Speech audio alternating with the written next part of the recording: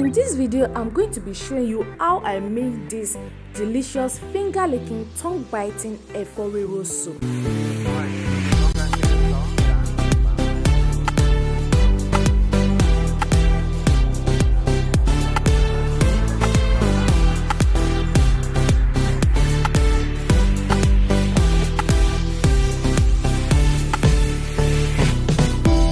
These are the ingredients we are going to be needing to make this delicious soup. We are going to be needing some onion, some seasoning cubes, pepper mix, iru. This is a necessary ingredient in making this delicious meal, and ejakika fish that has been thoroughly washed. You have to leave it like this so that it will not get broken.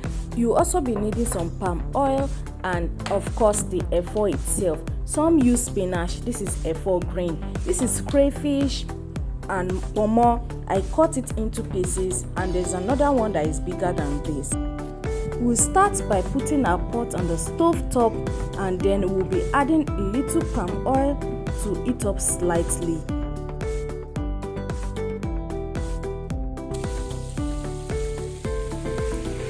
The next thing we are going to be adding are some chopped onions. Then you're going to be frying it for 15 seconds. You can also add your iru at this point. It gives it much aroma.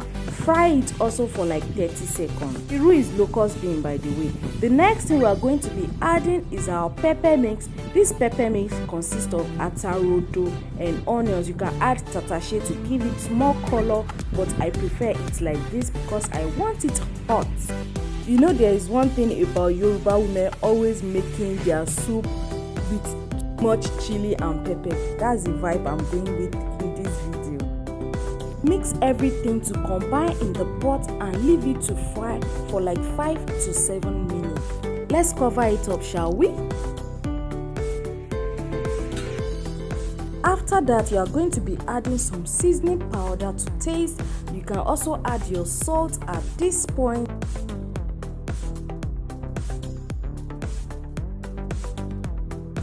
Mix everything together again to combine.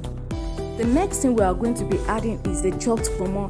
Is there a EFO Riro soup without a chopped pomo? You know that vibe that you'll be taking one morsel of a bar or pounded yam, then pieces of pomo will be following it. So now the next thing we're going to be adding is crayfish. I love a lot of crayfish in my soup.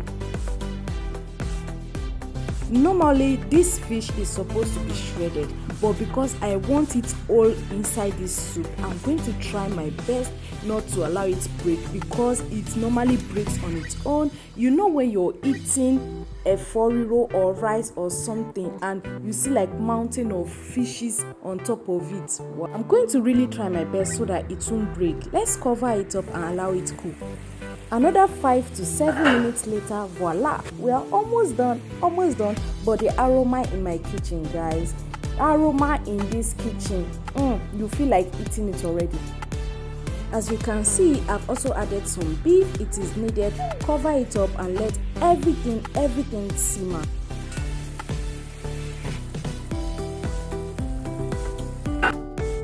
Time to add the EFO itself. We are almost done with this soup, guys.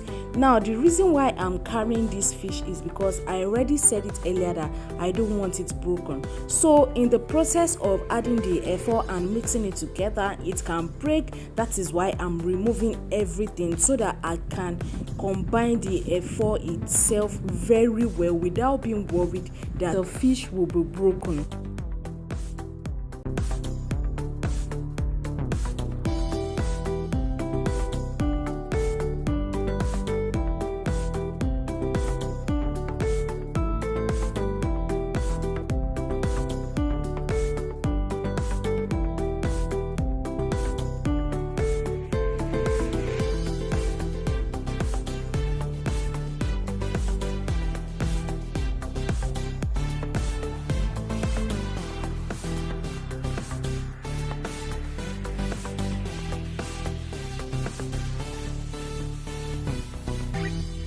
So we are going to be returning the meat at this point so that we can mix it together. Then the last thing we are going to be adding is the fish.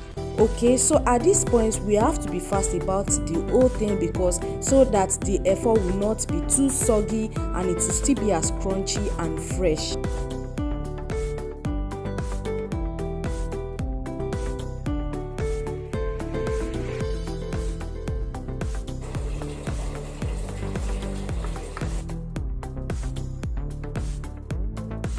After adding every oríṣiríṣi as many as you can get, cover it up and leave it for just 2 minutes because you don't want it to be soggy. Okay, voila, our yummy EFO Riro soup is ready and ready. Can you see that pomo?